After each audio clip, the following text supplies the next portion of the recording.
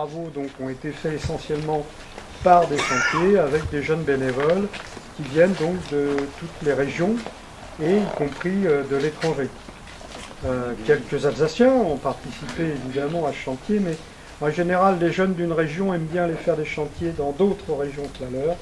Donc c'est pas très étonnant qu'on n'ait pas un nombre d'Alsaciens très important sur nos chantiers en Alsace.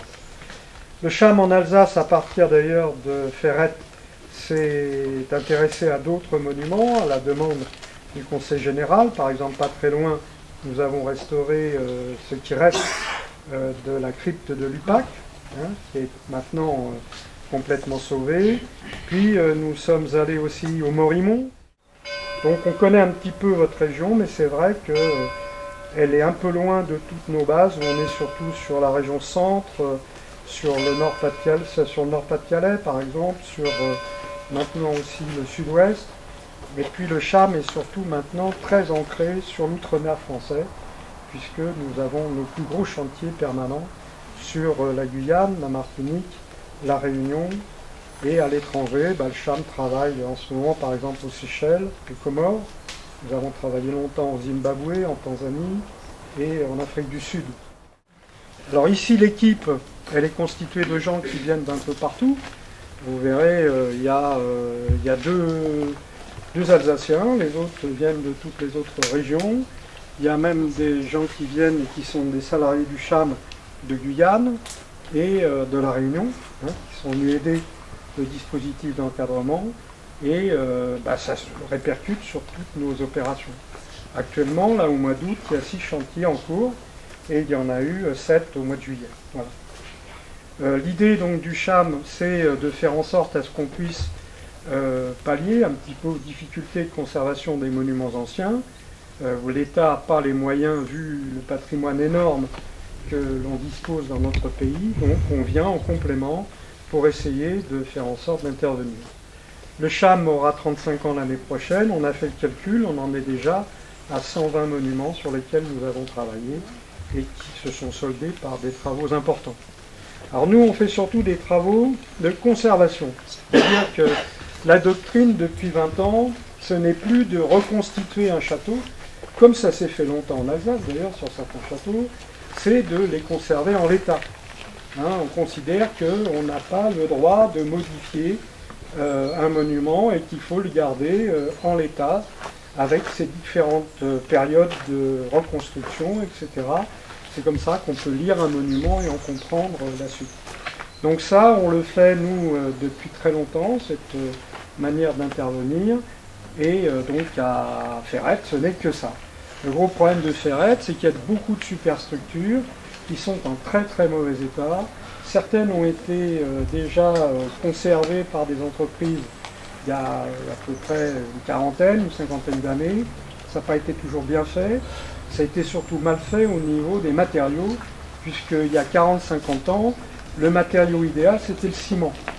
Or, le ciment, c'est absolument incompatible avec les murs anciens, qui étaient construits en chaux. Le ciment, ça retient les murs, mais ça provoque une humidité terrible. L'intérieur des murs, des vieux murs, ne peut plus restituer l'humidité. C'est pour ça que les gens qui font des mortiers, des enduits au ciment devant leur vieille maison s'étonnent d'avoir froid constamment, l'humidité, tout simplement parce que s'ils avaient fait ça à la chaux, ils auraient une ventilation naturelle. Et c'est ce qui se passe ici. Et en plus, ça détruit petit à petit l'intérieur des murs, puisque l'humidité ne pouvant pas ressortir, les vieux mortiers, les pierres commencent à geler, à se déliter, et donc les murs du jour au lendemain peuvent s'effondrer. C'est le risque du château de Ferrette d'ailleurs, comme le château de Montrimont, comme tous les châteaux alsaciens, c'est qu'à un moment on a utilisé des très mauvais matériaux. Bien, donc là je vous ai présenté le projet. Le projet petit à petit donc sur Ferrette, il est de longue haleine puisque là vraiment on a un château en très très mauvais état, des problèmes de sécurisation très importants et des problèmes d'accessibilité. D'ailleurs, la réputation dans notre association de Ferrette, c'est que c'est un chantier dur parce que pour arriver en haut, il faut monter à pied, il faut monter les matériaux, arriver à un certain moment à pied aussi, que ce soit la chaux, les échafaudages, les matériaux. C'est fatigant. Un chantier de bénévoles, c'est fait de gens qui sont volontaires, c'est vrai qu'à un moment, quand on peut éviter des pénibilités un peu trop importantes, c'est quand même pas mal, c'est vrai. Donc le château, on va le voir, donc s'étale sur une zone très importante, hein, et on va voir en même temps, au fur et à mesure, son développement au niveau de son implantation jusqu'à la partie la plus haute.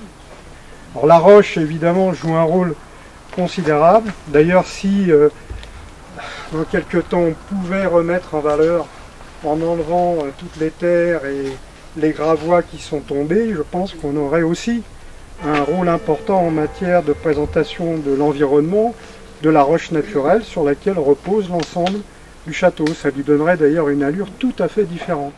En fait, le comte de Ferrette, au début, n'avait pas forcément les moyens d'étendre trop le château. Il faut savoir, quand on construisait en pierre, ça demandait beaucoup de moyens, d'argent, hein, donc il a fallu que Ferrette s'enrichisse pour qu'au fur et à mesure, les seigneurs de Ferrette puissent déplacer le château et en fait utiliser la totalité de l'assiette en hauteur de cette colline-là. Voilà.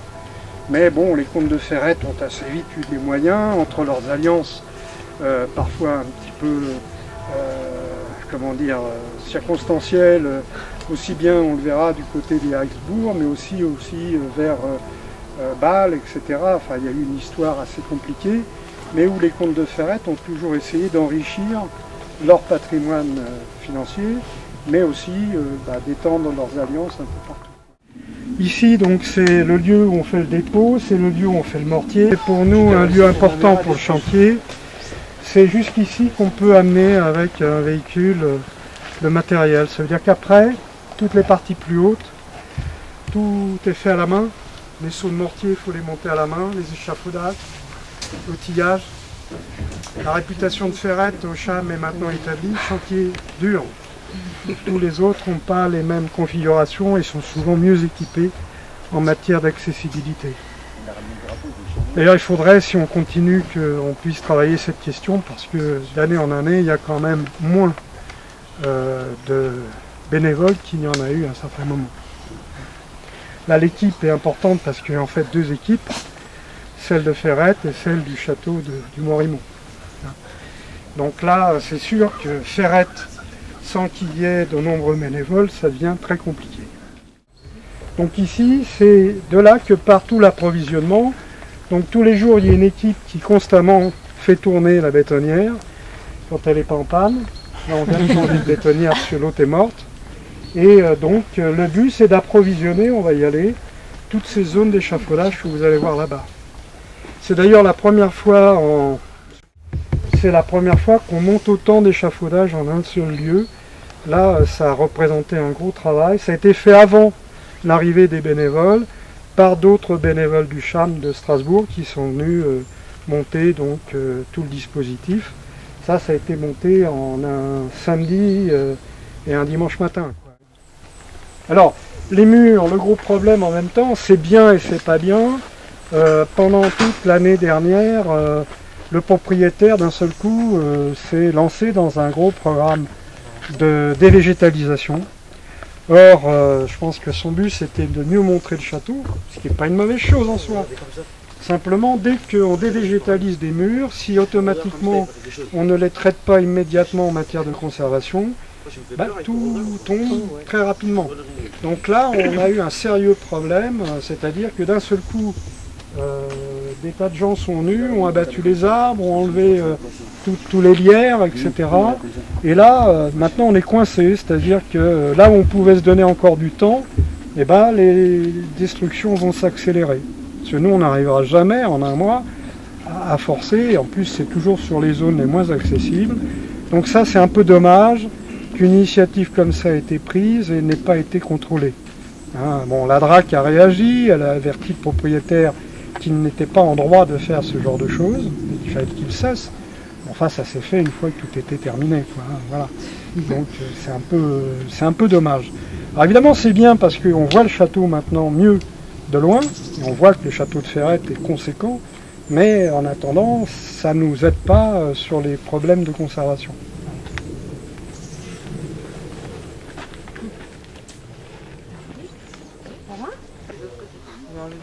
Alors, donc là, on est sur la zone qu'on a priorisée pour l'été 2014. Vous voyez qu'elle est quand même assez vaste. Ça a demandé donc pas mal d'échafaudage. Et le constat, c'est pire que celui que nous avions imaginé vu d'en bas. C'est qu'en fait, tous ces murs sont dans très mauvais état. Alors celui-ci d'abord, vous voyez que au-dessus de cette porte, qu'on appelle à tort une poterne, hein, c'est une porte qui a été carrément réalisée bien après, au cours du 19e ou 20e siècle. Hein. Ce n'est pas une vraie poterne, il n'y avait pas d'ouverture à cet endroit-là. Le gros problème, c'est que tout ce qui était au-dessus se désolidarisait, les gens passent en dessous. Bah, évidemment, le risque, c'était qu'un jour, quelqu'un prenne un beau pavé sur la tête. Vous doutez bien des problèmes que ça aurait posé. Donc on a décidé de descendre tout ce qui était instable. Vous voyez, là, on a commencé à remonter donc, le mur sur à peu près déjà 1,50 m par là. Donc ça veut dire enlever toutes les zones déstabilisées, les démonter, les déposer et les refaire. C'est un peu facile quand même.